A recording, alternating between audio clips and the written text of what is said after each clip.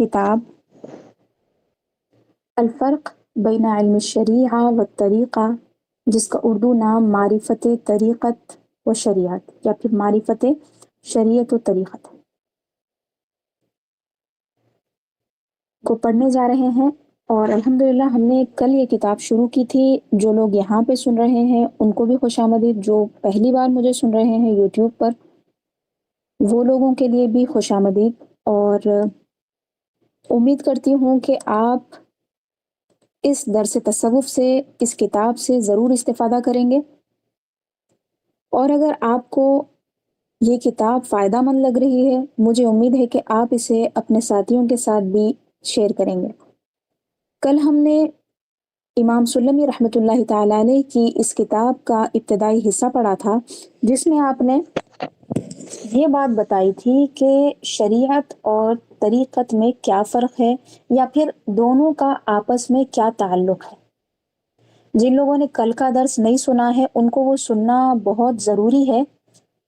پہلے یہ سبق یا یہ درس آج کا مکمل کر لیں، اس کے بعد آپ ریکارڈنگ سن سکتے ہیں۔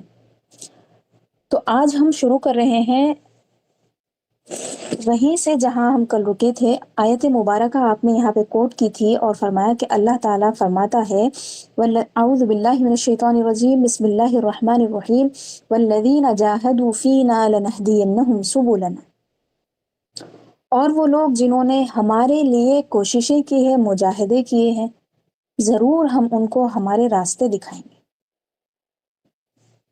اس آیت کو آپ نے ذکر کر کے یہ فرمایا کہ علم شریعت کی ایک حقیقت ہے، اس تک وہی لوگ پہنچ سکتے ہیں جو متحقق ہیں، یعنی وہ ظاہری علوم بھی رکھتے ہیں اور باطنی علوم بھی رکھتے ہیں۔ وہ ظاہری طور پر تمام شریعت کے احکام پر عمل پیرا بھی ہوتے ہیں، اور پھر اس میں جو رکھے ہوئے راز ہیں، اللہ تعالیٰ نے جو اسرار عبادات میں رکھے ہیں اس کو بھی جانتے ہیں۔ اس کے بعد فرماتے ہیں جو علم شریعت میں متحقق ہو جاتا ہے تو وہ اس کا پابند ہونا، اس کا وہ تحقق اسے اللہ تعالیٰ تک پہنچا دیتا ہے۔ اور فرمایا کہ اللہ تعالیٰ تک یہ کیسے پہنچاتا ہے، تو دلیل کے طور پہ یہ آیت آپ نے دی کہ اللہ تعالیٰ خود فرماتا ہے کہ ہم انہیں اپنے راستے دکھائیں گے، ضرور بضرور۔ کس کو دکھائیں گے؟ ان لوگوں کو جنہوں نے ہمارے لیے کوششیں کی۔ پھر آپ خلاصے کے طور پہ فرماتے ہیں کہ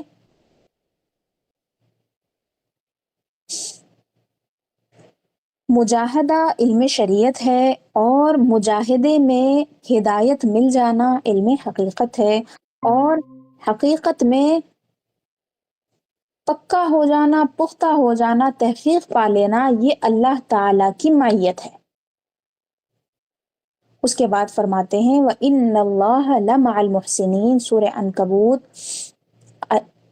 سورہ عنکبوت کی ہی آیت ہے، اگلا حصہ وَإِنَّ اللَّهَ لَمَعَ الْمُحْسِنِينَ، اور یقیناً اللہ تعالیٰ محسنین کے ساتھ ہے، احسان کرنے والوں کے ساتھ ہے، وہ لوگوں کے ساتھ ہے جو احسان کے مرتبے پر فائز ہے۔ اب یہاں پہ ایک بات سمجھنے کی ہے کہ اللہ تعالیٰ کی معیت جو ہے، اللہ تعالیٰ کا ساتھ جو ہے، ویسے تو ہر کسی کے لیے ہے۔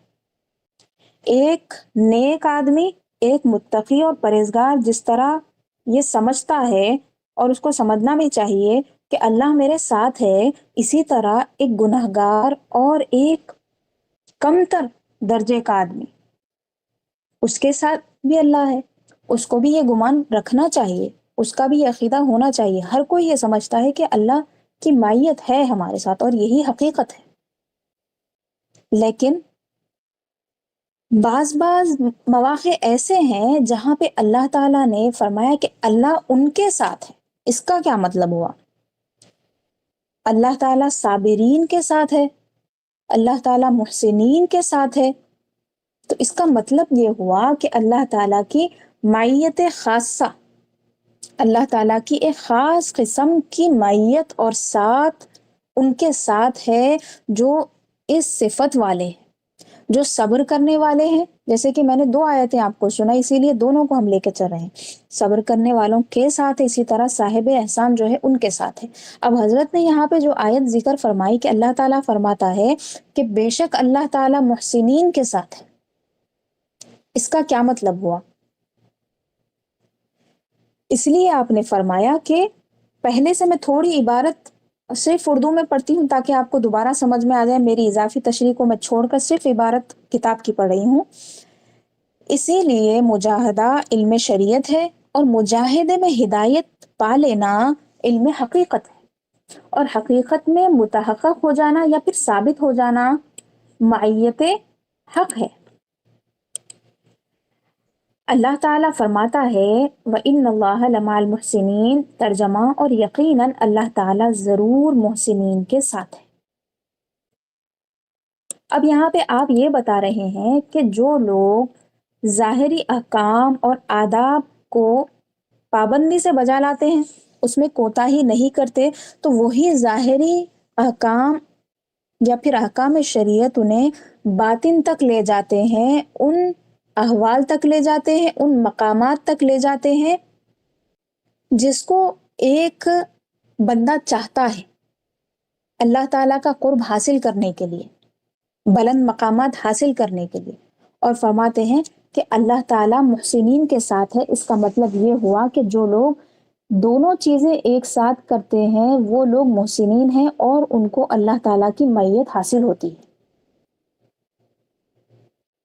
اور فرماتے ہیں، عربی عبارت پہلے پڑھ لیتی ہوں، نئی بات شروع ہو رہی ہے، پہلے سے جڑی ہوئی ہے لیکن ایک نئے انداز سے بات کو آپ سمجھا رہے ہیں۔ وَالتَّحْقِيقُ فِي الشَّرِيعَةِ هُوَ الْحَقِيقَةُ، وَالتَّرَسُّمُ بِالْأَمْرِ هُوَ الشَّرِيعَةُ، وَالْإِخْلَاصُ فِي الْأَمْرِ هُوَ الْحَقِيقَةُ، وَالْأَصْلُ فِي ذَلِكَ قَوْلُهُ صلى الله عليه وسلم إِنَّ أَحَدَكُمْ يُصَلِّي وَلَيْسَ لَهُ مِنْ صَلَاتِهِ إِلَّا ثُلُثُهَا رُبُعُهَا خُمُسُهَا سُدُسُهَا حَتَّى بَلَغَ عُشْرَهَا۔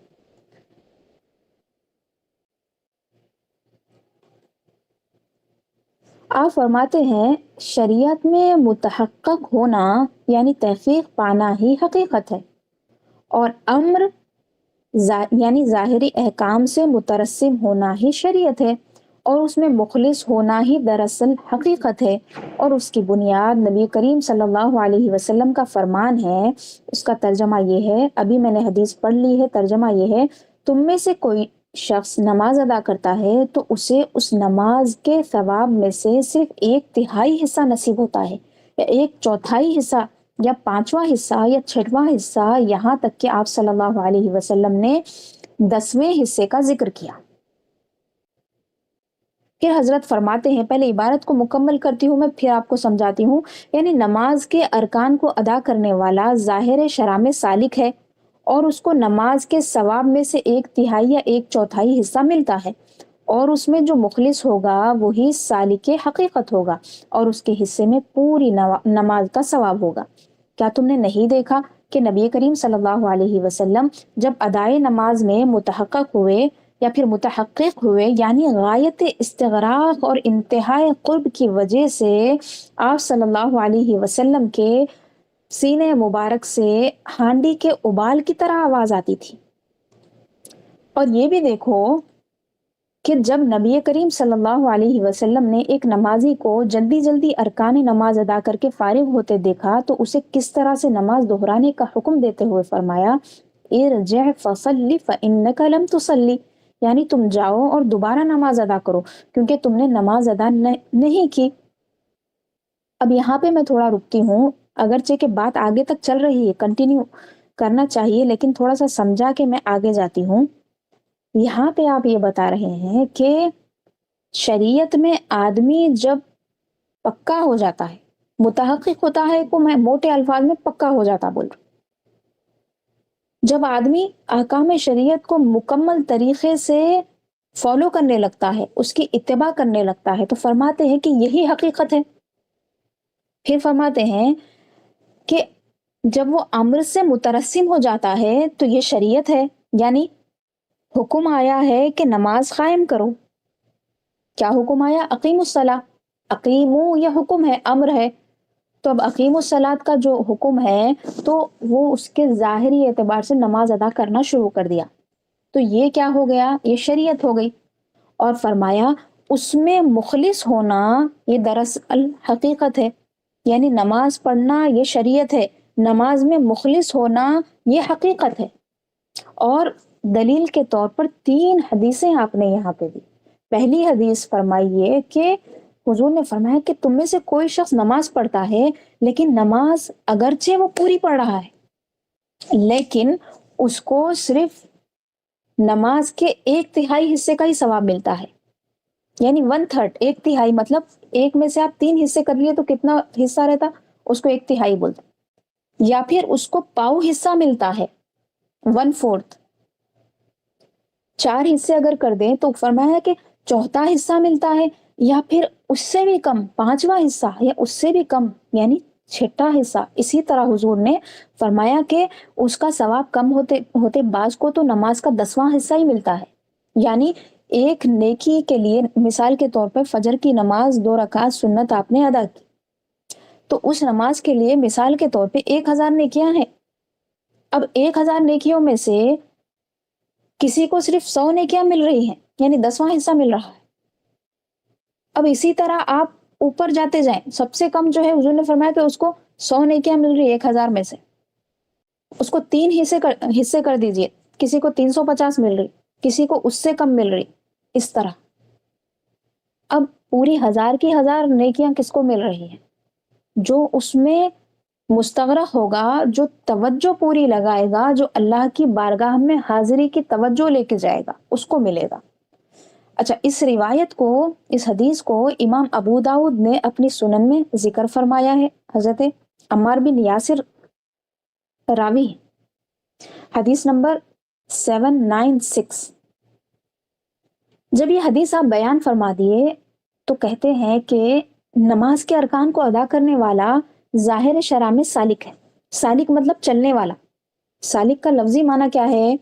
چلنے والا، راستہ طے کرنے والا۔ تو آپ کہتے ہیں کہ جب یہ جو احکام دکھ رہے ہیں، ظاہری طور پہ یہ رکوع سجود کر رہا ہے، دیگر عبادت میں نماز کو بطور مثال یہاں پہ آپ کو بتا رہی ہیں، دیگر عبادتوں میں بھی اسی چیز کو سمجھنا بہت ضروری ہے۔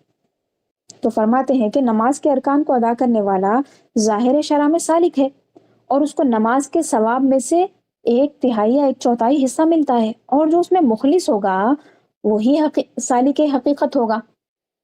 یعنی جو نماز پڑھ رہا ہے وہ سالک شریعت ہے، لیکن جیسے ہی وہ اس میں مخلص ہوا وہ سالک حقیقت بھی ہوا ساتھ کا ساتھ۔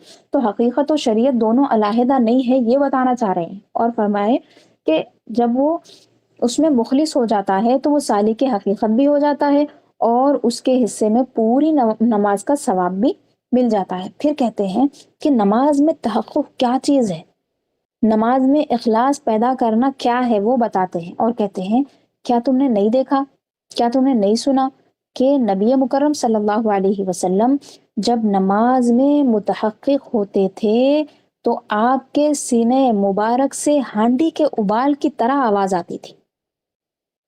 رسول پاک صلی اللہ علیہ وسلم کے سینے مبارک میں ایسی آواز آتی تھی کہ گویا ہانڈی میں کوئی چیز ابل رہی ہے، یا پانی ہے، یا کوئی چیز ہے جو کھت کھت کھت کھت پکنے کی آواز بولتے ہیں ہم اردو میں اس کو، ویسی آواز آتی تھی۔ یہ کیا تھا؟ یہ شوق تھا، یہ محبت تھی اللہ تعالیٰ سے، وہ خاص حضور اکرم صلی اللہ علیہ وسلم کا تعلق تھا، جس کو سننے والوں نے اس طرح سنا اور مثال کے طور پہ یہ بیان کیا کہ اس درجے نبی مکرم صلی اللہ علیہ وسلم مستغرق ہوتے تھے نماز میں کہ آپ کے سینے مبارک سے انتہائی استغراق کی وجہ سے، غایت استغراق اور انتہائی قرب کی وجہ سے ہانڈی کے ابال کی طرح آواز آتی تھی۔ پھر آپ فرماتے ہیں، یعنی حضرت امام سلمی، یہ بھی دیکھو آپ کہ جب ایک شخص نماز پڑھ کے جلدی جلدی لوٹ رہا تھا تو حضور نے اس سے کیا فرمایا؟ وہ کیا کر رہا تھا؟ ارکان نماز کو جلدی جلدی ادا کر کے جا رہا تھا۔ یہاں پہ اندرونی بات نہیں ہے، خشوع کی بات ابھی نہیں آئی، بعد میں آئیں گی، یہ ظاہری ارکان کی بات ہو رہی ہے۔ آپ بتا یہ رہے ہیں جب تک ظاہری احکام کو مکمل طریقے سے ادا نہیں کیا جائے گا آپ اسرار تک یا باطن تک نہیں پہنچ سکتے۔ کہتے ہیں کہ حضور نے اس سے فرمایا صلی اللہ علیہ وسلم تم جاؤ اور دوبارہ نماز ادا کرو، ارجع فصلی فإنک لم تصلی، کیونکہ تم نے نماز پڑھی ہی نہیں۔ پہلے تو دیکھیے کہ نماز پڑھنے والے کو 10واں حصہ ہی ثواب مل رہا، تیسرا، چوتھا، پانچواں یا پھر آخری درجہ 10واں ثواب مل رہا۔ اب یہاں تو حضور نے فرما دیا کہ تم نے نماز ہی نہیں پڑھی، وہ جلدی جلدی پڑھ کے گیا تھا تو حضور نے فرمایا کہ تم جاؤ اور دوبارہ نماز پڑھو۔ کم ثواب ملنے کی بات نہیں ہو رہی، اس سے آگے کی بات ہو رہی ہے کہ تم نے نماز پڑھی ہی نہیں۔ نماز نہیں پڑھی کیوں فرمایا؟ اس لیے کہ اس نے جلدی جلدی پڑھی تھی۔ اب حضرت یہاں پہ فرماتے ہیں کہ جب ظاہری حیت یعنی ظاہری احکام و ارکان کی کمی کی وجہ سے نماز میں کمی واقع ہوئی اور اسے دہرانا واجب ہو گیا، تو تم اس نماز کے بارے میں کیا گمان رکھتے ہو جس میں حضور قلب اور خضوع اور ہیبت اور خشوع وغیرہ جیسے اصول کی کمی ہوئی؟ اب آپ کہتے ہیں دیکھو، ایک شخص جب جلدی نماز ادا کر کے گیا، ارکان میں کمی ہو گئی، مکمل سجدہ نہیں کیا، مکمل رکوع نہیں کیا، قرات اچھے سے نہیں کیا اور سلام پھیرا چلے گیا، تو ایسے شخص کو تو حضور نے نماز کے دہرانے کا حکم دیا۔ اب حضرت یہ فرماتے ہیں، اپنے پڑھنے والوں سے خطاب کر کے کہتے ہیں کہ تم اس نماز کے بارے میں کیا سوچتے ہو؟ یہ نماز تو وہ تھی جس میں ارکان کی کمی کی وجہ سے دہرانا پڑ گیا۔ ارکان تو ظاہری چیز ہے، فرماتے ہیں کہ وہ نماز جس میں اصول کی کمی ہو گئی، یعنی جس میں حضور قلب بھی نہیں ہے، جس میں خضوع بھی نہیں ہے، جس میں ہیبت بھی نہیں ہے، جس میں خشوع بھی نہیں، یہ چیزیں اصل ہیں، اور جو چیزیں دکھ رہی ہیں وہ تو ظاہر ہے۔ جیسے ایک پھل ہے، پھل کی مثال لے لیجئے، آپ کسی بھی پھل کو اس کی گٹلی یا اس کی بیج کے بغیر تصور کر سکتے ہیں کیا؟ کون سا ایسا کھجور ہے بتائیے جس میں گٹلی نہیں ہے؟ درخت سے کھجور نکلا بغیر گٹلی کے۔ آم کا گودا تو ہے لیکن اس کی گٹلی نہیں ہے، کیسے ہو سکتا ہے؟ وہ اصل ہوتا ہے اور اوپر کی چیزیں جو ہوتی ہے وہ فرع ہوتی ہے۔ تو آپ کہتے ہیں کہ ارکان کی کمی کی وجہ سے جب نماز کو دہرانا پڑا تو آپ ان نمازوں کے بارے میں کیا کہتے ہیں جس میں نہ تو خشوع ہے، نہ تو خضوع ہے، نہ دل جھک رہا، نہ اللہ تعالیٰ کی ہیبت بیٹھ رہی ہے؟ اللہ تعالیٰ ہمیں اس کیفیت کے ساتھ نماز پڑھنے کی توفیق عطا فرمائے۔ اللہ تعالیٰ ہماری نمازوں کو ایسی نماز بنائے جس کو آقا دو جہاں صلی اللہ علیہ وسلم نے پسند فرمایا ہے، جو آپ کا طریقہ کار تھا۔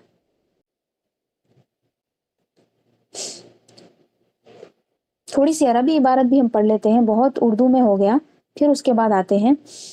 فالمترسم بالصلاة هو السالك في ظاهر الشرع ربما يكون له ثلثها ربعها والمخلص فيها هو السالك في الحقيقة له تمام صلاته. ألا ترى أن النبي صلى الله عليه وسلم لما تحقق في صلاته كيف تغير عليه صفته فكان يصلي ولجوفه أزيز كأزيز المرجل.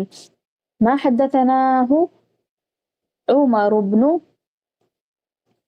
محمد بن حاتم قال حدثنا جدي محمد بن عبيد الله بن مرزوق وحدثنا يوسف بن يعقوب النجيرمي قال حدثنا الحسن بن المثنى قال حدثنا عفان قال حدثنا حماد بن سلمة عن ثابت البناني عن مطرف ابن عبد الله بن الشخير عن أبيه قال أتيت النبي صلى الله عليه وسلم وهو يصلي ولصدره أزيز كأزيز المرجل.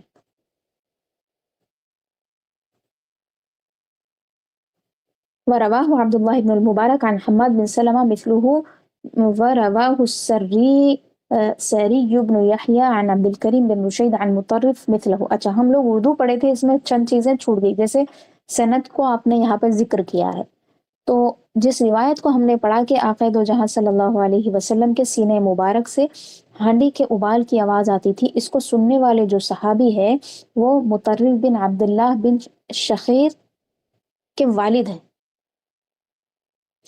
یعنی مطرف بن عبداللہ اپنے والد سے روایت کرتے ہیں کہ وہ حضور اکرم صلی اللہ علیہ وسلم کی خدمت میں حاضر ہوئے تو اس طرح انہوں نے دیکھا۔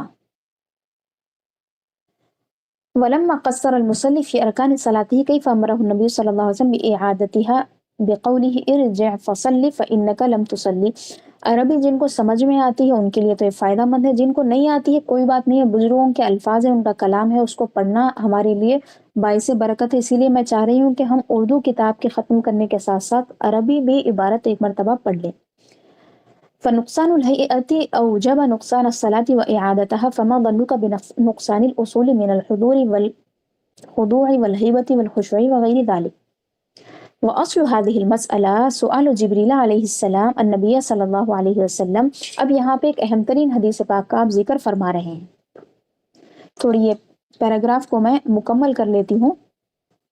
فأخبره بظواهر الشرع وهو شهادة أن لا إله إلا الله وإقام الصلاة وإيتاء الزكاة وصوم رمضان وحج البيت، فدله النبي صلى الله عليه وسلم عند سؤاله عن الإسلام على ظواهر الشرع وهو علم ظاهر الشریعہ۔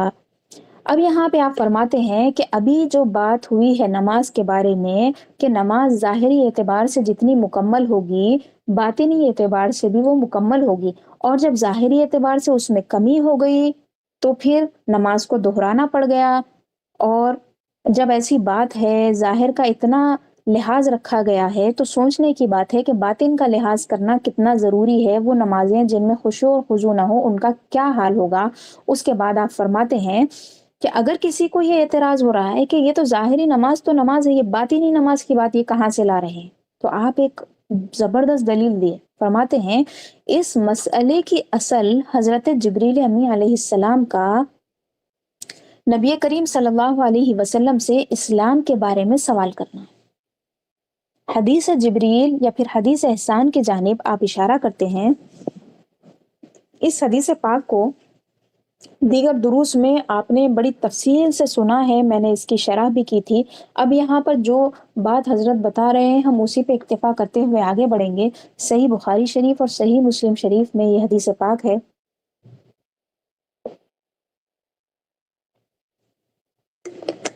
آپ فرماتے ہیں کہ اس مسئلے کی اصل حضرت جبریل علیہ السلام کا حضور سے سوال کرنا ہے۔ آپ نے جب آقا دو جہاں صلی اللہ علیہ وسلم سے اسلام کے بارے میں سوال کیا تو نبی کریم صلی اللہ علیہ وسلم نے اس کے جواب میں انہیں شریعت کے ظاہری احکام کی خبر دی۔ اسلام کے بارے میں سوال کیا تو حضور نے ظاہر شریعت کے احکام کی خبر دی، اور وہ کیا ہے؟ یہ 5 چیزیں ہیں۔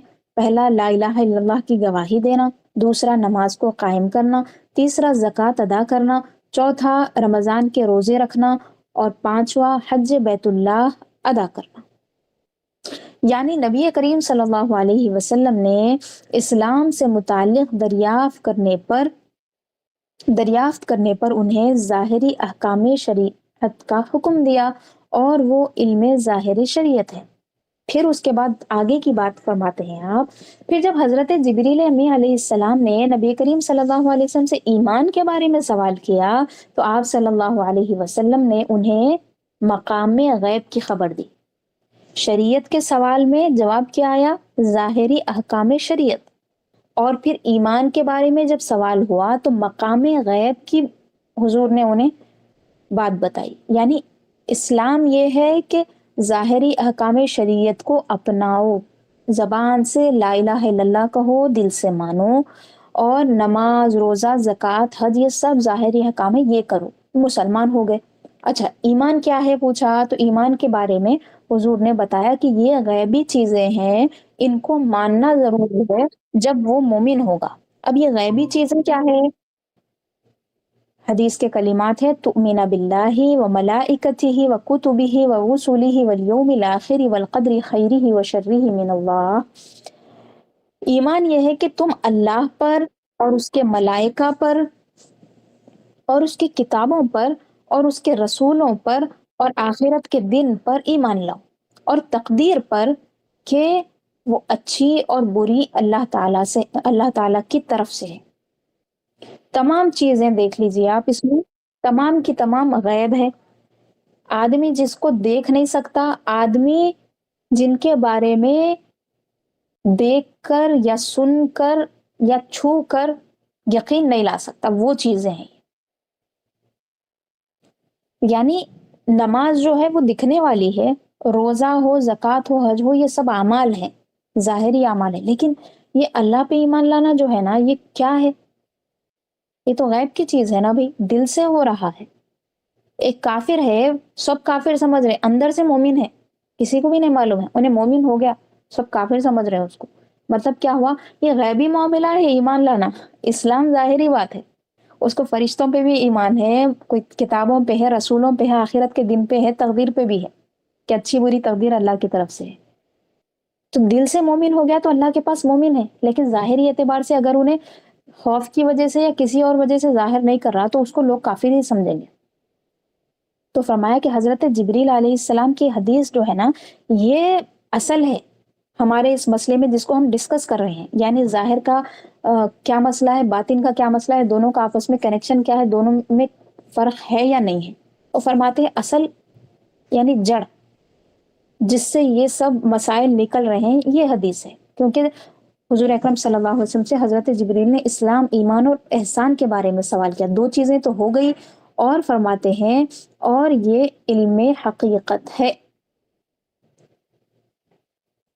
آپ ایمان کی بات جب کر دیے کہ حضرت جبریل کو حضور نے جواب میں مقام غیب کے بارے میں بتایا کہ ان چیزوں پر ایمان لانا، یہ ان چیزوں پہ یقین رکھنا، یہ کیا ہے؟ ایمان ہے۔ اس کے بعد فرماتے ہیں یہی علم حقیقت ہے، اور جو ایمان میں ان غیبی امور سے متحقق نہ ہو یا متحقق نہ ہو تو اسے حقیقت ایمان میسر نہ ہوگی، اور جو ایمان میں ان امور سے متحقق ہو تو وہ حق پر ہوگا۔ اب اس کو بھی سمجھتے ہیں۔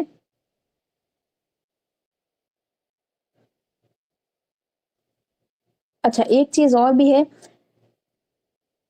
احسان کے بارے میں جو سوال آ رہا ہے وہ تھوڑا آگے آ رہا، اس سے پہلے آپ ایک بات فرماتے ہیں کہ اللہ اور اس کے فرشتوں، کتابوں، رسولوں اور آخرت کے دن اور تقدیر کہ اچھی اور بری اللہ کی جانب سے ہے، ان چیزوں پہ ایمان لانا جو ہے نا، یہ علم حقیقت ہے۔ پھر فرماتے ہیں جو ایمان کے مسئلے میں ان غیبی امور کو دل میں نہ بٹھا لے اور دل سے نہ مانے، اس کے پاس ایمان کی کوئی حقیقت نہیں ہوگی، اور جو ان تمام چیزوں پر یقین رکھتا ہے، ایمان لاتا ہے، وہی سچ پر ہوگا، وہی حق پر ہوگا۔ اس کے بعد فرماتے ہیں ثم لما سأله عن الإحسان وهو مقام معية الحق مع المحسنين دله على المشاهدة والفناء عن صفاته بقوله أن تعبد الله كأنك تراه فإن لم تكن تراه فإنه يراك۔ آپ فرماتے ہیں کہ پھر جب حضرت جبریل امی علیہ السلام نے نبی کریم صلی اللہ علیہ وسلم سے احسان کے بارے میں پوچھا، پھر آپ ایک جملہ اپنی جانب سے اضافہ کرتے ہوئے فرماتے ہیں احسان یعنی محسنین کے ساتھ اللہ تعالیٰ کی معیت کا مقام۔ جو صاحب احسان ہے ان کے ساتھ اللہ تعالیٰ کی جو معیت ہے نا، اس مقام کے بارے میں پوچھا۔ تو نبی کریم صلی اللہ علیہ وسلم نے مشاہدہ رب اور اپنی خود کی صفات سے فنائیت کی طرف رہنمائی کی۔ پہلے اسلام کے بارے میں پوچھا تو ظاہری احکام کی خبر دی، ایمان کے بارے میں پوچھا تو مقام غیب کی خبر دی۔ اب محسنین کی جو معیت ہے اللہ تعالیٰ کے ساتھ، یا پھر اللہ تعالیٰ کی معیت جو محسنین کے ساتھ ہے، اس مقام کے بارے میں پوچھا تو کس کی خبر دی؟ اپنی صفات سے فنا ہونے اور اللہ تعالیٰ کے مشاہدے کی خبر دی حضور نے۔ یہ حضرت کے کلمات ہیں، مشاہدہ رب اور اپنی خود کی صفات سے فنائیت کی طرف رہنمائی کی۔ اور کیا فرمایا؟ احسان یہ ہے کہ تم اللہ تعالیٰ کی عبادت ایسے کرو جیسے کہ تم اسے دیکھ رہے ہو، اور اگر تم اسے نہیں دیکھ رہے ہو تو وہ تمہیں دیکھ رہا ہے۔ یہاں پر ہم تھوڑا سا رکتے ہیں اور آگے سے ایک نئی بحث شروع ہو رہی، وہی بحث ہے کنٹینیو، تو ظاہر سی بات ہے بات ہوتے رہے گی، کیونکہ رسالہ مختصر ہے اور بات کا فوکس بس اسی پہ ہے کہ شریعت کیا ہے اور حقیقت کیا ہے۔ اب اس حدیث پاک کو آپ دیکھیں، اس میں دو حصے ہیں۔ پہلا یہ ہے کہ اللہ کی عبادت ایسے کرو کہ تم گویا کہ اللہ کو دیکھ رہے ہو۔ دوسرا حصہ یہ ہے کہ اللہ تعالیٰ تمہیں دیکھ رہا ہے۔ اس کو حضرت اس طرح بیان کرتے ہیں کہ یہ مشاہدہ رب کی منزل ہے۔ احسان جو ہے یہ اللہ تعالیٰ کا مشاہدے کا لفظی معنی کیا ہے؟ دیکھنا، آنکھوں سے دیکھنا. شاہد تو فلانا، میں نے کسی کو دیکھا. تو یہ لفظ مشاہدہ جو ہے نا یہ آنکھوں سے دیکھنے کے لیے استعمال ہوتا ہے. تو آپ فرماتے ہیں کہ احسان یہ ہے کہ اللہ تعالیٰ کا مشاہدے کا جو مقام ہے وہ مقام حاصل کیا جائے، اور دوسری چیز اپنی جو صفات ہے نا اس کو فنا کیا جائے. دو باتیں آپ بتاتے ہیں. اب یہاں پہ حدیث پاک کو اگر آپ دیکھیں تو اس میں حضور نے یہ فرمایا کہ حضرت جبریل سے حضور فرما رہے ہیں کہ تم اللہ کی عبادت ایسے کرو گویا کہ تم اللہ کو دیکھ رہے ہو. اگر تم نہیں دیکھ رہے ہو تو اللہ تعالیٰ تو تمہیں دیکھ رہا ہے. تو بزرگان دین نے اس حدیث پاک کو لے کر بہت زیادہ تشریحات کی ہیں، توضیحات کی ہیں، باضابطہ کتابیں بھی لکھی ہیں. یعنی آپ تصوف کی بہت ساری کتابوں کو دیکھیں کہ اسی حدیث کے اطراف گھومتی ہے. اس میں اتنی کیا خاص بات ہے؟ اس کا جو لب لباب ہے، اہم ترین باتیں ہیں وہ میں آپ کے سامنے رکھ رہی ہوں کہ یہاں پہ نبی مکرم صلی اللہ علیہ وسلم نے 2 درجے بیان فرمائے ہیں. آپ اگر اسلام اور ایمان کی بات دیکھیں تو وہاں پر ایک ہی درجہ تھا، الگ الگ درجے نہیں تھے. یعنی ہر آدمی کو ان 5 چیزوں پر عمل پیرا ہونا ہے جو اسلام میں بتائی گئی ہیں. کلمہ شہادت سب کو پڑھنا ہے، ایسا نہیں ہے کہ تھوڑے مسلمان پڑھیں تھوڑے نہیں پڑھیں، نہیں، سب کو پڑھنا ہے. نماز سب کے لیے، روزہ، زکوٰۃ، حج سب کے لیے ہے.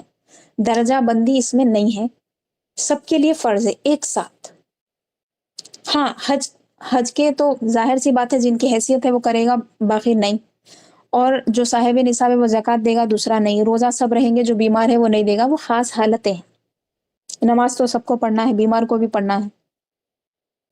ہاں اس کو غشی آ گئی، کتنی مدت تک انہیں بے ہوش رہا، یہ کیا ہے؟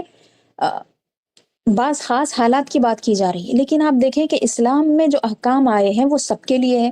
ایمان میں جو چیزیں بتائی گئی ہیں غیبی باتیں، وہ سب کو ایمان رکھنا. ایسا نہیں ہے کہ سب مسلمان تمام چیزوں پہ ایمان رکھتے ہیں لیکن کچھ ایسے ہیں جو فرشتوں پہ نہیں رکھتے ایمان. نہیں، اگر فرشتوں پہ نہیں رکھتے تو وہ تو مسلمان ہی نہیں ہوا.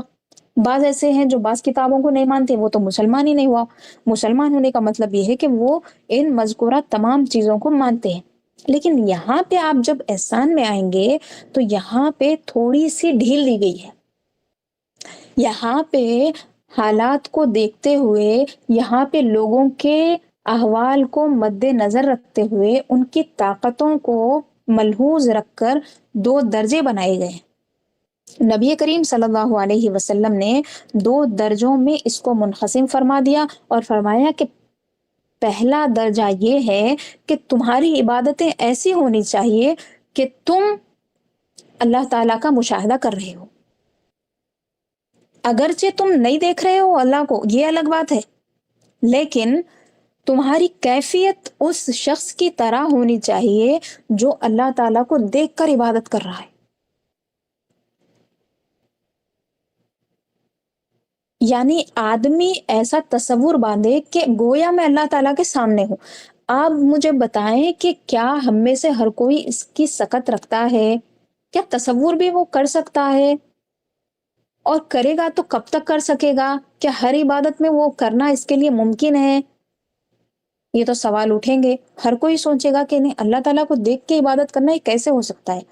نبی کریم صلی اللہ علیہ وسلم نے فوری دوسری بات فرمائی، فَإِن لَمْ تَكُنْ تَرَاهُ، اگر تم اسے نہیں دیکھ سکتے ہو یا پھر یہ کیفیت پیدا نہیں ہو رہی ہے تو فرمایا فَإِنَّهُ يَرَاكَ. یہ بات تو یقینی ہے، یہ بات یقینی ہے کہ اللہ تو تمہیں دیکھ رہا ہے. اب تیسرا درجہ کوئی نہیں. تیسرے درجے میں جو ہے وہ کافر ہے. کیوں؟ ہر مومن یہ جانتا ہے، ہر مومن یہ یقین رکھتا ہے کہ اللہ مجھے دیکھ رہا ہے. کوئی مومن ایسا نہیں ہے جو یہ سمجھتا ہے یا سوچتا بھی ہے کہ اللہ مجھے نہیں دیکھ رہا. نہیں، ہو ہی نہیں سکتا. جب ہر مومن یہ سمجھتا ہے کہ اللہ مجھے دیکھ رہا ہے، اللہ تعالیٰ کی نظروں میں ہوں، میں اللہ تعالیٰ کے نگرانی میں ہوں، مراقبے میں ہوں، تو اس کو یہ سمجھنا بہت ضروری ہے کہ اس کی یہ جو ایمانی کیفیت ہے کہ اللہ مجھے دیکھ رہا ہے، یہ عبادت کے وقت بطور خاص ہونی چاہیے. جب وہ اللہ تعالیٰ کے آگے جھک رہا ہے، جب وہ کسی بھی قسم کی عبادت کر رہا ہے، چاہے نماز ہو، روزہ ہو، زکوٰۃ ہو یا حج ہو یا نوافل ہو، یا پھر کسی بھی قسم کا کام ہو، بندوں کے ساتھ حسن معاملت ہو، گھریلو کام کاج ہو۔ خواتین زیادہ سننے والی ہے، اسی لیے میں اپنے موضوع پر آ رہی ہوں۔ گھر کے کام کاج ہو، شوہر کی اطاعت ہو، بچوں کی تربیت ہو، یہ وہ تمام چیزیں ہیں جو اللہ تعالیٰ کی خاطر کی جاتی ہیں، یہ بھی عبادت میں شامل ہے۔ یہ تمام کاموں میں اگر بندہ یہ سوچے کہ اللہ مجھے دیکھ رہا ہے، تو یہ مقام میں وہ پختہ ہو جائے گا۔ اور جتنی پختگی اس مراقبے میں ہوگی، یعنی دوسرے درجے کو مراقبہ کہتے ہیں، یعنی مراقبہ آپ سمجھے آبزرویشن، کسی کو ہم نگاہ میں رکھے ہوئے ہیں، کسی کو ہم دیکھ رہے ہیں تو بولتے ہیں آبزرویشن میں ہے۔ تو اللہ تعالیٰ کی نگاہوں میں ہم ہیں، اللہ ہمیں دیکھ رہا ہے۔ میں چل رہی ہوں، میں پھر رہی ہوں، کھا رہی ہوں، بیٹھی ہوئی ہوں، ٹھہری ہوئی ہوں، میں سوچ رہی ہوں، میں بول رہی ہوں یا پھر میری زبان بند ہے، میں بیٹھی ہوئی ہوں، میں سو رہی ہوں، میں نماز پڑھ رہی ہوں، میں کتاب پڑھ رہی ہوں، میں کوئی کام کر رہی ہوں، میں کسی سے بات کر رہی ہوں، میں گھر سے باہر ہوں یا گھر کے اندر ہوں، میں لوگوں کے بیچ میں ہوں یا پھر تنہا ہوں، میں سفر میں ہوں یا حضر میں ہوں، بیمار ہوں یا پھر صحت مند ہوں، ہر حالت میں، ہر کیفیت میں، ہر کام کرتے ہوئے، میں گھر کے کام کاج کر رہی ہوں یا پھر میں جاب کر رہی ہوں، میں لوگوں کے بیچ میں ہوں، اجنبیوں میں ہوں، میں اپنوں میں ہوں، کوئی ایسی کیفیت یا حالت نہیں ہے جس میں میں اللہ کی نگاہ سے اوجھل ہو سکتی ہوں۔ کوئی کیفیت، کوئی حالت، کوئی وقت، کوئی مکان ایسا نہیں ہے جس میں اللہ کی نگاہوں سے اوجھل ہو سکتی ہوں۔ اللہ تعالیٰ مجھے دیکھ رہا ہے، یہ کیفیت مجھے پیدا کرنا ہے، اس میں مجھے آگے بڑھنا ہے۔ جتنی زیادہ مراقبے کی کیفیت ہمارے اندر پیدا ہوگی، اتنا ہی تقویٰ پیدا ہوگا، اور یہ تقوی کی اصل ہے۔ اللہ سے حیا کرنے کے بارے میں جو آیا ہے حدیث مبارکہ میں، آپ اگر دیکھیں تو بات یہیں سے لنک ہو رہی ہے۔ اللہ سے حیا کرنے کا مطلب یہی ہے کہ اللہ ہمیں دیکھ رہا ہے، تو جب اللہ دیکھ رہا ہے تو ہم کوئی ایسا کام نہ کریں جس سے ہمیں شرمندگی ہو۔ جتنا زیادہ مراقبہ ہم کریں گے، جتنی زیادہ مطلب یہ کیفیت اپنے اندر بڑھائیں گے کہ اللہ مجھے دیکھ رہا ہے، کہیں ایسا نہ ہو کہ اللہ تعالیٰ مجھے ایسی حالت میں دیکھے یا ایسا کام کرتے ہوئے دیکھے جس سے اس نے مجھے منع کیا ہے، جس سے نبی کریم صلی اللہ علیہ وسلم نے منع فرمایا ہے۔ اگر ایسا کام ہو گیا تو پھر اللہ تعالیٰ کی ناراضی ہم مول لیے، اللہ محفوظ رکھے۔ تو حضور اکرم صلی اللہ علیہ وسلم نے 2 درجوں میں اس کو بانٹ دیا ہے، اور تیسرا درجہ اس کا کوئی نہیں ہے احسان کا۔ ہر بندے کو یہ درجے میں ہونا ضروری ہے کہ اللہ اس کو دیکھ رہا ہے۔ اور آپ دیکھیں کلمات کا چناؤ کیسا ہے، فَإِنَّهُ يَرَاكَ، یہ بات یقینی ہے۔ حضور نے فرمایا کہ یہ بات تو یقینی ہے کہ اللہ تمہیں دیکھ رہا ہے۔ آپ بتائیں کوئی ایسا مومن نہیں ہے جو یہ بات سے انکار کر سکے؟ ہر کوئی یہ مانتا ہے کہ اللہ مجھے دیکھ رہا ہے۔ جب آپ کو یقین ہے اس بات کا تو پھر اس کو کام میں لائیں، اس کو عبادتوں میں اور اپنے ہر حالت اور ہر کیفیت میں، صبح شام دن رات، یہ کیفیت رہنی چاہیے کہ اللہ مجھے دیکھ رہا ہے۔ اسی لیے آپ دیکھیں صوفیاء کرام رضوان اللہ علیہ مجمعین کیا کرتے ہیں، اپنے مریدوں کی تربیت کرتے ہیں، انہیں مراقبے میں بٹھاتے ہیں۔ آدمی چلتے پھرتے یہ کام نہیں کر سکتا، ہاں جب اس کو پریکٹس ہو جاتی جب جا کے یہ چیز ہوتی۔ اسی لیے کیا کرتے ہیں، فجر کے بعد اور عصر کے بعد قبلہ رو بٹھا دیتے ہیں ایک خاص بیٹھک میں، آنکھیں بند کرتے ہیں، اور پھر زبان سے، پھر اس کے بعد دل سے تسبیحات پڑھاتے ہیں، اس میں جلالہ کا ذکر کراتے ہیں، لا الہ الا اللہ کا ذکر کراتے ہیں، تاکہ آدمی میں یہ چیز پیدا ہو کہ اللہ مجھے دیکھ رہا ہے، اللہ مجھے دیکھ رہا ہے۔ جب یہ کیفیت اس میں پیدا ہونے لگتی ہے تو اب وہ کسی بھی کام میں ہوتا ہے لیکن اللہ تعالیٰ کی جانب سے غافل نہیں ہوتا، اللہ تعالیٰ کی طرف سے وہ کبھی غافل نہیں ہوتا۔ مطلب کچھ بھی کام کر لے رہا، کیا بھی کر لے رہا، اس کے ذہن میں ہے ہی نہیں کہ اللہ تعالیٰ مجھے دیکھ رہا ہے۔ ایسا مومن کے ساتھ نہیں ہونا چاہیے۔ ہاں اتنی بات ہے کہ بہت سارے لوگ ایسے ہیں جو اکثر اوقات میں اللہ تعالیٰ کی حضوری کی کیفیت کو ثابت رکھ سکتے ہیں. سب تو ہیں یہ دوسرے درجے میں، کچھ لوگ ہیں جو پہلے درجے میں ہیں، لیکن یہ جو دوسرے درجے کے لوگ ہیں نا، تو اس میں بھی قسمیں ہیں. بعض وہ ہیں جو ہر بار حضوری کی کیفیت میں رہتے ہیں، ہر وقت حضوری کی کیفیت میں رہتے ہیں، اللہ تعالیٰ مجھے دیکھ رہا ہے. بعض وہ ہیں جو خاص وقتوں پہ ہوتے ہیں، جیسے نمازوں کے اوقات ہیں، نمازوں کے اوقات، اسی طرح ذکر و اذکار کے اوقات ہے، پھر مجلس علم میں بیٹھے، بزرگوں کی صحبت میں بیٹھے، تو جب یہ کیفیت آ جاتی، اللہ تعالیٰ مجھے دیکھ رہا ہے، کوئی برا کام نہیں کرنا ہے. بعض لوگوں کو دیر سے آتی ہے کیفیت، ہفتے میں آتی، سال بھر میں آتی، گناہ بہت کرنے والا ہے، آخری گناہوں میں لتھڑا ہوا ہے، ویسے شخص کو بھی یہ کیفیت آتی، مگر آتی ضرور ہے. جیسے گناہ کرتا ہے لیکن ایک بار اس کے دل میں ایسا آ جاتا کہ نہیں، مجھے یہ نہیں کرنا چاہیے، اللہ تعالیٰ سے شرم آ جاتی اس کو، تو وہ مراقبہ ہے اس کا. تو جتنا زیادہ یہ مراقبے میں رہے گا، اس کے لیے چانسز بڑھتے جائیں گے پہلے درجے پہ پہنچنے کے. اب ہم تھوڑا سا آگے بڑھتے ہیں.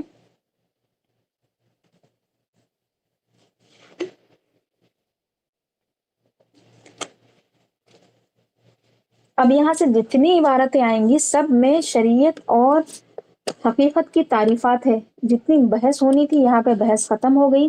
اب آپ فرماتے ہیں والشریعۃ هو الامر والحقیقۃ هو مراد الحق فی الامر.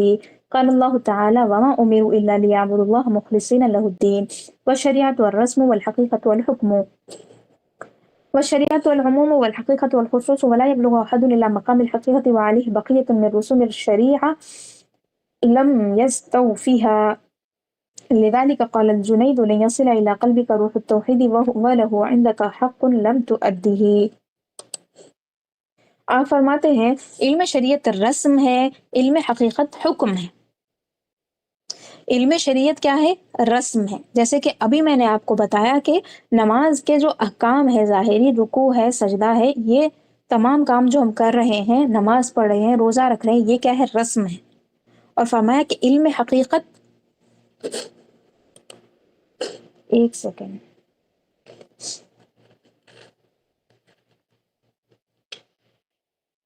علم حقیقت کیا ہے؟ اللہ تعالی کی جو مراد ہے اس حکم میں وہ ہے. اس کو ہم تھوڑا سا سمجھتے ہیں. شریعت امر ہے اور اس امر سے حق تعالیٰ کی جو مراد ہے حقیقت ہے. یعنی اللہ تعالیٰ نے نماز پڑھنے کا حکم دیا ہے، تو نماز پڑھنا یہ کیا ہے؟ شریعت ہے. لیکن بندوں سے نماز پڑھوانے سے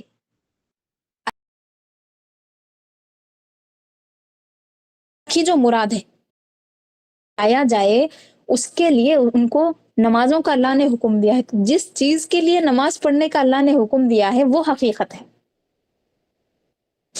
پھر اس کی دلیل کے طور پہ فرماتے ہیں کہ سورہ بینہ کی آیت نمبر 5 ہے وَمَا أُمِرُوا إِلَّا لِيَعْبُدُوا اللَّهَ مُخْلِصِينَ لَهُ الدِّينَ. اور انہیں اس کے سوا کوئی حکم نہیں دیا گیا کہ صرف اللہ کی عبادت کرے، اسی کے لیے دین کو خالص رکھیں. یہاں پہ دین کو خالص کرنے کی بات کی گئی ہے. اللہ تعالیٰ کی خاطر عبادتیں کرنا ہے، اللہ تعالیٰ کی خاطر کام کرنے کا حکم دیا گیا. تو فرماتے ہیں کہ یہ جو عبادتیں ہو رہی یہ ظاہر شریعت ہے، لیکن اللہ کی خاطر کر رہے ہیں، اس کے لیے کر رہے ہیں، تو یہ ہمارا اس کے لیے کرنا حقیقت ہے. اس کے بعد فرمایا علم شریعت رسم ہے اور علم حقیقت حکم ہے. اور فرمایا علم شریعت عموم ہے اور علم حقیقت خصوص ہے.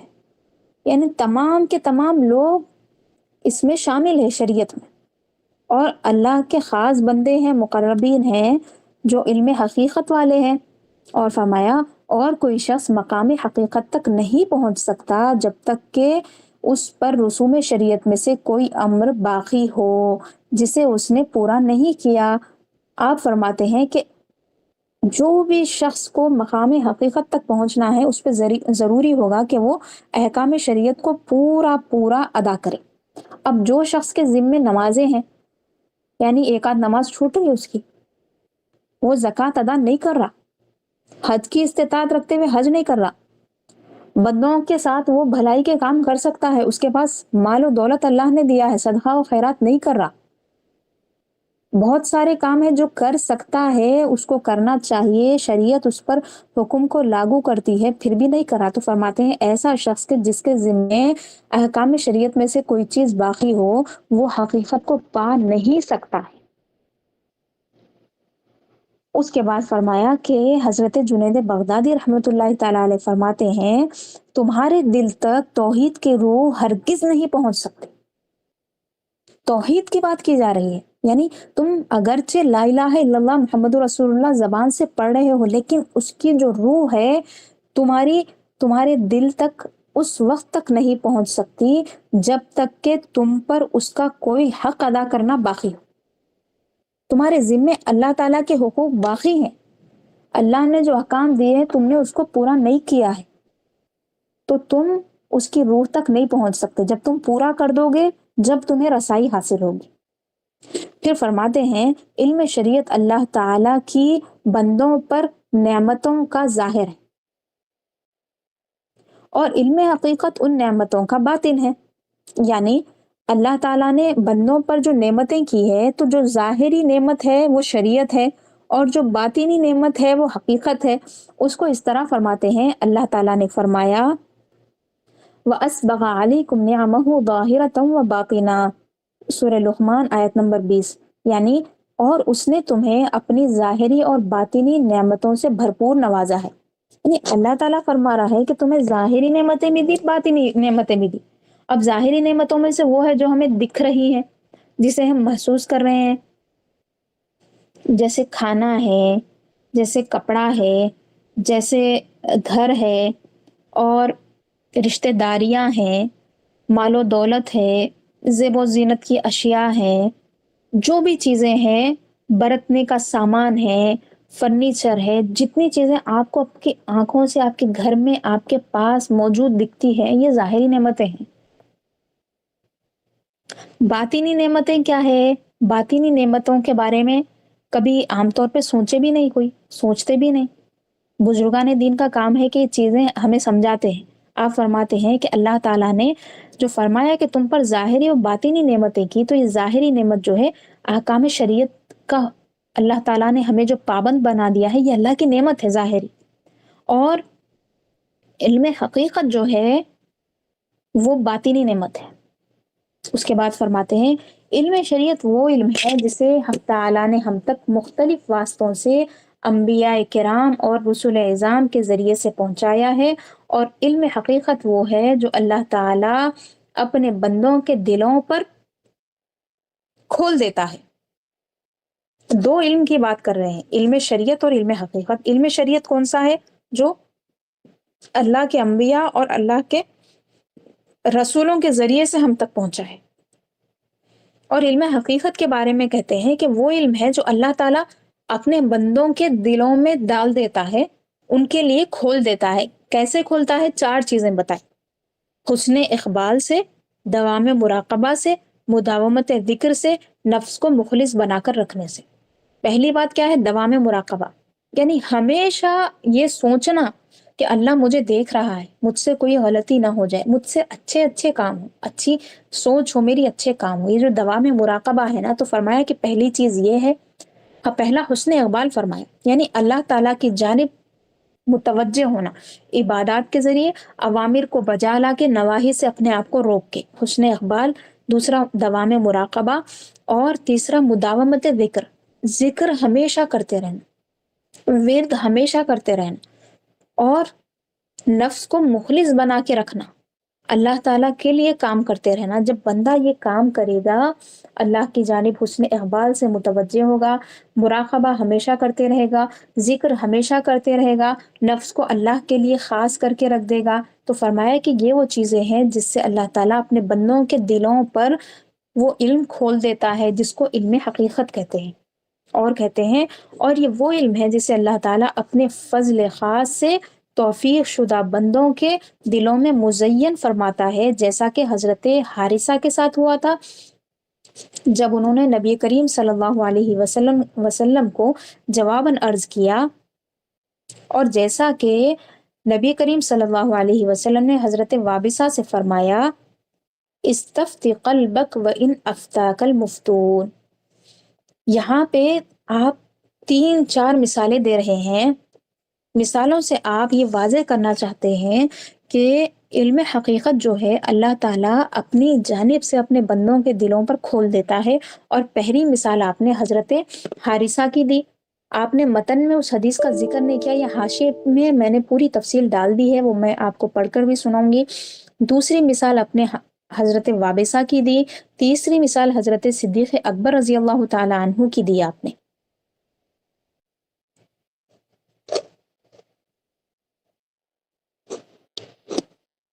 ایک حدیث پاک ہم پڑھ لیتے ہیں، کل اسی حدیث سے درس کو شروع کریں گے۔ حضرت انس بن مالک رضی اللہ عنہ سے روایت ہے، فرمایا کہ اس درمیان کے رسول اللہ صلی اللہ علیہ وسلم کہیں تشریف لے جا رہے تھے کہ ایک نوجوان انصاری آپ کے سامنے آیا۔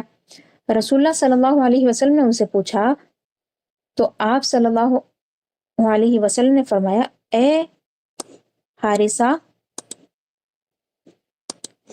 تم نے کیسے صبح کی؟ انہوں نے عرض کیا، میں نے اس حال میں صبح کی کہ میں پکا مومن تھا۔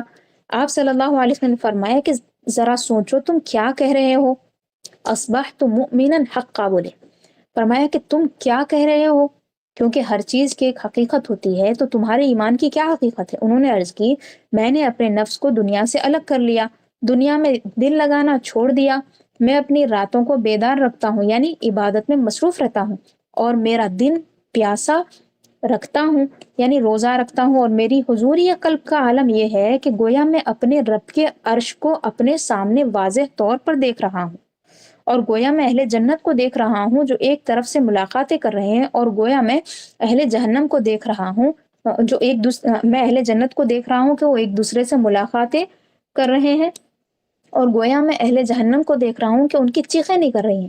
آپ صلی اللہ علیہ وسلم نے 3 بار فرمایا، حارث یا حارثہ، تو نے ایمان کی حقیقت کو جان لیا، لہٰذا اسے لازم پکڑو۔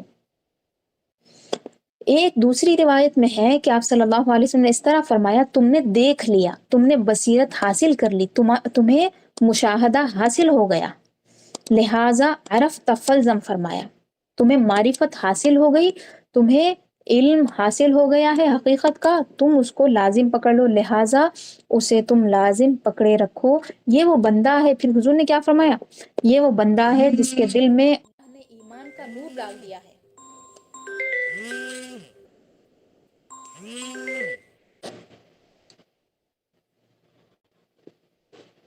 فرمایا کہ یہ وہ بندہ ہے جس کے دل میں اللہ نے ایمان کا نور ڈال دیا ہے۔ تو انہوں نے کہا، یا رسول اللہ صلی اللہ علیہ وسلم، میرے لیے شہادت کی دعا فرمائیں۔ راوی یعنی حضرت انس بن مالک رضی اللہ عنہ کہتے ہیں کہ رسول اللہ صلی اللہ علیہ وسلم نے ان کے لیے دعا فرمائی۔ پھر ایک دن آیا جب جہاد کے لیے ندا دی گئی تو یہ سب سے پہلے گھوڑ سوار بنے جس نے سواری کی، اور سب سے پہلے سوار مجاہد تھے جو شہید ہوئے۔ راوی کہتے ہیں، اب کی ان کی والدہ کو یہ اطلاع ملی، وہ رسول اللہ صلی اللہ علیہ وسلم کی خدمت اقدس میں حاضر ہوئی اور عرض کرنے لگی، یا رسول اللہ صلی اللہ علیہ وسلم، اگر وہ جنت میں ہے تو میں نہیں روں گی اور نہ غم کروں گی، اور اگر دوزخ میں ہے تو جب تک اس دنیا میں رہوں گی روں گی۔ تو رسول اللہ صلی اللہ علیہ وسلم نے فرمایا، اے حارثہ کی ماں، جنت صرف ایک نہیں ہے بلکہ بہت ساری جنتیں ہیں، اور حارثہ اعلیٰ ترین جنت الفردوس میں ہے۔ وہ خاتون وہاں سے لوٹ گئی اور وہ خوشی کے مارے ہنس رہی تھی اور کہہ رہی تھی، واہ واہ حارثہ، تیرے لیے تو بڑی خوشی اور سعادت کی بات ہے۔ اس حدیث کو امام طبرانی نے اپنی معجم کبیر میں روایت کیا ہے، اور حدیث نمبر ہے 3367۔ اس حدیث پاک کو حاشیے میں نے اصل متن بھی ڈال دیا ہے، اس کا ترجمہ بھی ڈال دیا ہے، ترجمہ آپ کو میں نے پڑھ کر سنایا ہے۔ اب حدیث کو حضرت نے یہاں پہ ذکر کیوں کیا؟ آپ فرماتے ہیں کہ جو علم کو اللہ تعالیٰ اپنے بندوں کے دل میں ڈالتا ہے تو اس کے بارے میں فرما رہے ہیں۔ فرمایا کہ یہ وہ علم ہے جسے اللہ تعالیٰ اپنے فضل خاص سے توفیق شدہ بندوں کے دلوں میں مزین فرما دیتا ہے، وارد کرتا ہے دلوں پہ، جیسا کہ حضرت حارثہ کے ساتھ ہوا تھا جب انہوں نے نبی کریم صلی اللہ علیہ وسلم کو جواباً عرض کیا تھا کہ میں اس طرح صبح کیا ہوں کہ اپنے ایمان کی حقیقت کو جان گیا۔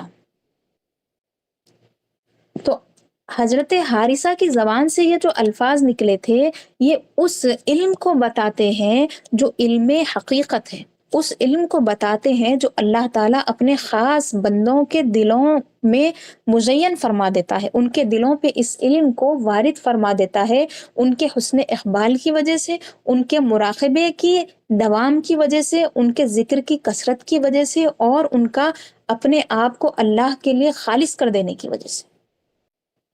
اب اور دو مثالیں آتی ہیں، حضرت وابسہ کی بھی مثال آئے گی، حضرت صدیق اکبر رضی اللہ عنہ کی مثال آئے گی، اور اس کے بعد میں اور ایک حدیث پاک آ رہی ہے۔ انشاءاللہ تعالی ہم کل یہیں سے کنٹینیو کریں گے حضرت حارثہ کی حدیث سے، اور ممکن ہو تو کل اس کو ہم ختم بھی کر سکتے ہیں رسالے کو۔ السلام علیکم ورحمۃ اللہ وبرکاتہ۔